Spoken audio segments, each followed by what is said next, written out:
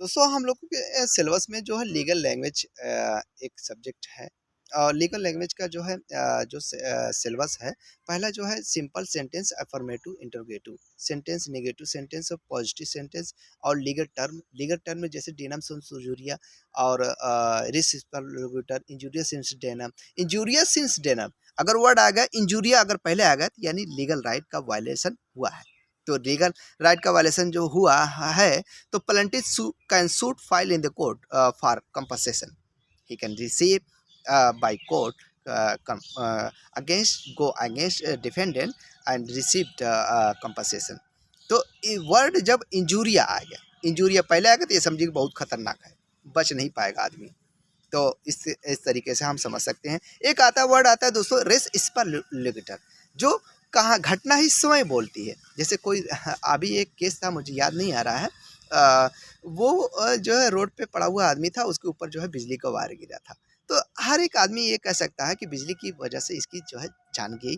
तो ये घटना स्वयं बोलती है, रेस स्पर्लिगेटर कहते हैं। जो एक वर्ड आता है यूबिजस इबीरिमेडियम, यूबिजस इबीरिमेडियम, जब जहाँ पे राइट्स है उसके वहीं पे अधिकार है। और इसमें जो है डेनम सिम संजूरिया, डेनम सिम संजूरिया एक इसमें जब डेनम आएगा तो ये समझो कि जो है लीगल राइट का वायलेशन नहीं हुआ। जैसे एक में इसमें एक मोस्ट इम्पॉर्टेंट केस है ग्लेस्टर स्कूल का जो केस आया था। ग्लेस्टर स्कूल केस कब आया था जरा कमेंट सेक्शन में बताइए। तो ये ग्लेस्टर स्कूल में क्या होता है, ये तो स्कूल खोला था आदमी और उसके बगलिया में जो बगलिया के सामने उन्होंने कहीं को खोल लिया। अब वो जो जहाँ खोला था और ये जो दूसरा पक्ष था वो गया केस कर दिया कि हमारी जो है व्यवसाय को रोका जाता है। अरे व्यवसाय करने के लिए तो सबको राइट दिया जाता है व्यवसाय करने के लिए, तो वैसे उसको भी राइट दिया गया था, इसलिए उसका लीगल राइट का वायलेशन नहीं हुआ। जो वो दूसरा जो पक्ष था अपने जो है अपने व्यापार को, अपने स्कूल कॉलेज को जो है प्रमोट किया और वो करने लगे। ये अब जो प्लेंटिफ था उसको कुछ नहीं मिला। इसी को बोलते हैं दोस्तों डेनम सिंस इंजूरिया इबी जस्ट रिमेडिया, where is right there is remedy. जहाँ पे राइट है, जहाँ पे हमारे लीगल राइट का वायलेशन होता है वहीं पर जो है हमारी जो है वो मिलते। एक आता है वर्ड दोस्तों इग्नोरेंसिया नॉट एक्सक्यूज, इग्नोरेंसिया नॉट एक्सक्यूज। ये क्या होता है कि जब कोई हम गलती कर देते हैं तो नो एक्सक्यूज, मतलब लॉ के अकॉर्डिंग जो है उसे माफ़ नहीं किया जाता है। उसे जो है जो भी प्रक्रियाएं होती हैं सीआरपीसी आईपीसी के तहत और उसको जो है फॉलो करना पड़ता है। कुछ ऐसे ही वर्ड आते हैं लीगल टर्म में। और थर्ड आता है आर्बिट्रेशन लीगल लैंग्वेज। फिर उसका वन वर्ड सब्स्टिट्यूशन, बहुत वर्डों को एक जो वर्ड दिया जाता है। लीगल जो लेटर राइटिंग होता है, कमर्शियल लेटर और अदर लेटर।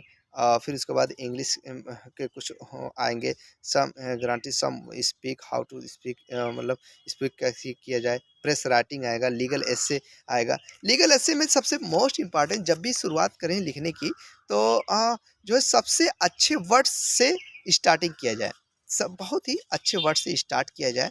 फिर उसके बाद जो है आते हैं लास्ट में हम लोगों का fundamental duties, criminalisation of politics और जो है पब्लिक इंटरेस्ट और कंज्यूमर प्रोटेक्शन, लोक अदालत। ऐसे में हम लोगों को लिखने के लिए आएगा फंडामेंटल ड्यूटीज जो है 42nd अमेंडमेंट के द्वारा जो है 1976 में जो है आया था। ये 42nd अमेंडमेंट के द्वारा जो है 1976 में आया और इसमें जो जोड़ा गया पार्ट 4 इंडियन कॉन्स्टिट्यूशन में पार्ट 4 जोड़ा गया आर्टिकल 51 सब क्लास ए में जो है 10 फंडामेंटल राइट दिए गए। फिर 86 अमेंडमेंट में जो है एक राइट जो सॉरी ये ड्यूटीज़ हैं जो है फंडामेंटल ड्यूटीज़ जो जोड़ी गई थी। एक फंडामेंटल ड्यूटीज़ जो है 86 अमेंडमेंट में जो है इसको जो है के की तरह के सब क्लास बनाया गया और 6 से लेकर 14 वर्ष के बच्चों को फ्री एजुकेशन दी जानी चाहिए। फिर इसके बाद जो आता है public interest legislation. Public welfare के लिए जो है जो भी इंटरेस्ट लाए जाते हैं पब्लिक इंटरेस्ट के लिए ही होना चाहिए, जो पब्लिक के फ़ायदे के लिए। किसी के लीगल राइट वायलेशन होता है तो इसमें जुड़ा होना चाहिए कि पब्लिक इंटरेस्ट के लिए।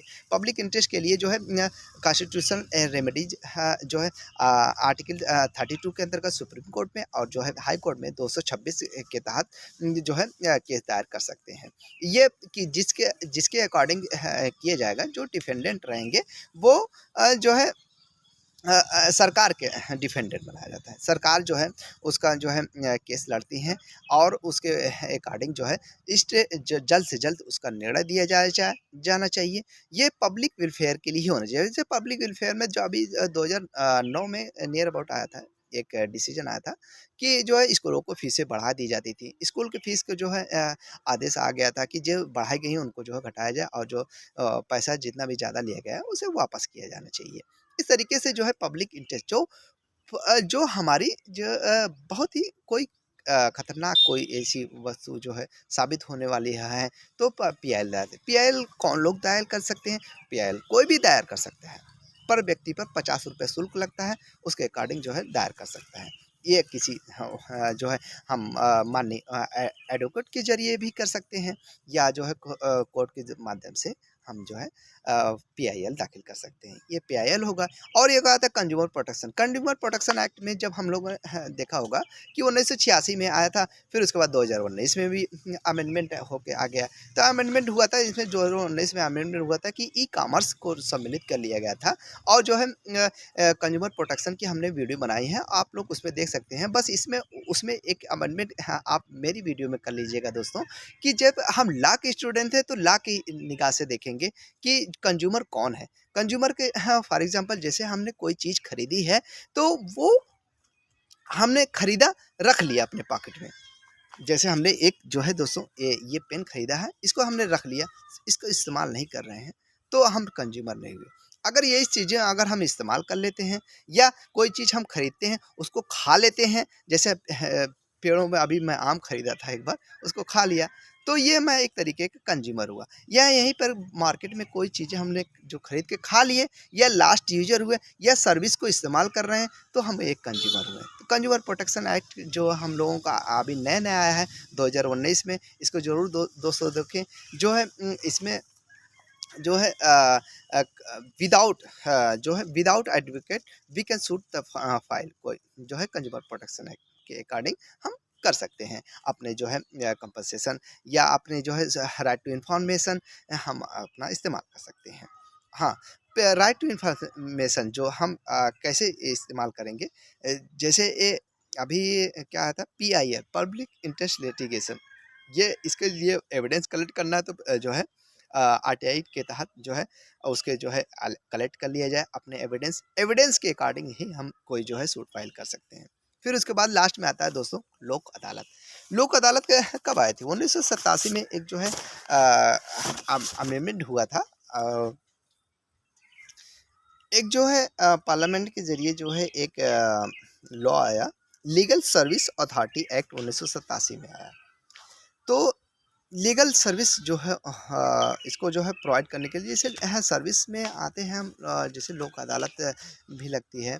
लोक अदालत में छोटे-छोटे मामले जो है ख़त्म कर दिए जाते हैं, दोनों पार्टी को बुलाया जाता है और दोनों पार्टी यदि ये सहमत होते हैं तो अपने-अपने मामले को ख़त्म कर देते हैं। मीडिएशन के ज़रिए या एकॉर्ड के ज़रिए या उसको जो है अल्टरनेटिव जो है क्या बोलते हैं उसको अल्टरनेटिव डिस्प्यूट सेंटर एक होता है, उसके अकॉर्डिंग जो है लोगों को सूचित किया जाता है। प्लेंटी डिफेंडेंट दोनों लोग आते हैं, दोनों को समझा बुझा के जो है केसेस को ख़त्म कर दिए जाते हैं।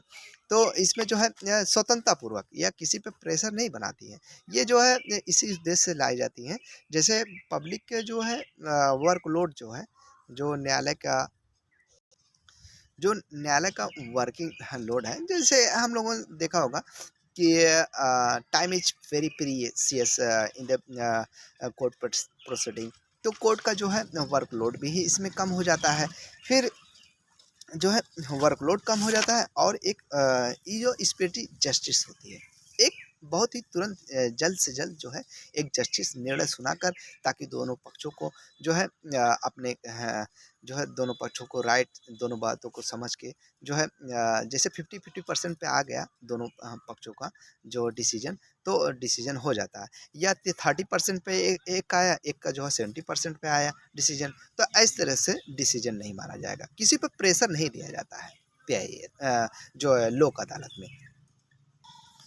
और लास्ट में हम लोग को सिलेबस में ट्रांसलेशन टू हिंदी और ट्रांसलेट टू इंग्लिश, जो ट्रांसलेशन करने के लिए आएगा, जो English to Hindi, Hindi to English की में आएगा।